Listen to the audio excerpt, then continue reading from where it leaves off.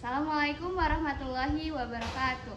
Kami dari SD 16.1 kelompok kimia S1 ingin melakukan praktikum mandiri dengan tema indikator alami. Sebelumnya, perkenalkan, nama saya Nabila Putri Krisnandi dengan NIM C4401241094. Saya Aziza Zahra dengan NIM C1401241113. Saya Witri Amalia, NIM D2401241041. Tujuan dari praktikum ini adalah untuk mengetahui cara membuat indikator asam dan basa dari bahan alami dan untuk mengetahui sifat asam dan basa dari suatu zat menggunakan indikator alami. Selanjutnya adalah alat dan bahan. Untuk alatnya di sini kita menggunakan cobek, saringan, sendok, dan wadah. Untuk bahannya di sini kita menggunakan sampo, jeruk nipis, kunyit bubuk, bunga telang, cuka, dan sabun. Kami menguji bahan cuka, jeruk nipis, sabun dan sampo dengan bahan pengujinya kunyit dan bunga telang.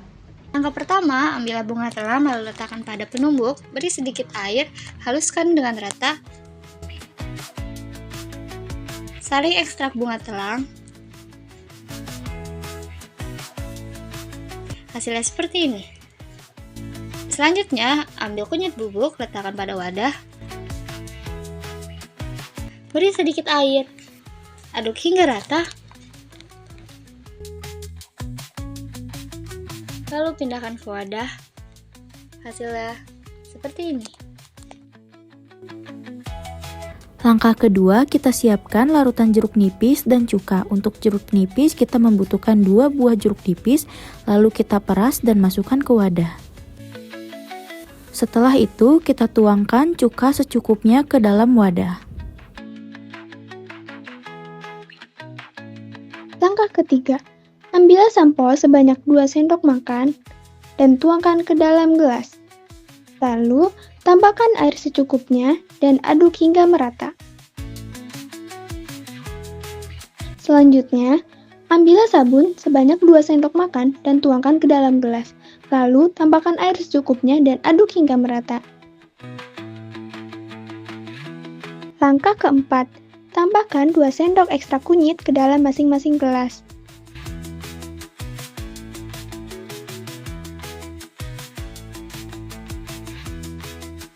Selanjutnya, aduk hingga merata untuk meratakan larutan dan untuk mempercepat perubahan warna.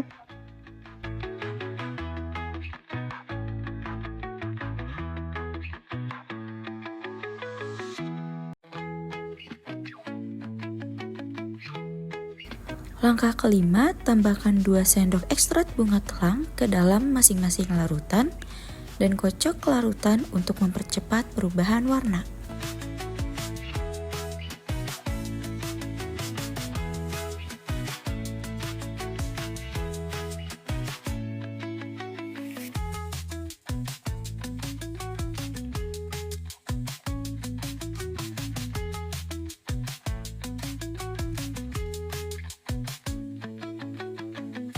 Yang pertama, indikator asam dan basa dapat dibuat menggunakan ekstrak dari bahan alami seperti kunyit dan bunga telang. Yang kedua, cuka dan jeruk nipis bersifat asam karena ketika ditambahkan dengan ekstrak kunyit berubah menjadi warna kuning tua, dan ketika ditambahkan dengan bunga telang akan berubah menjadi ungu kemerahan.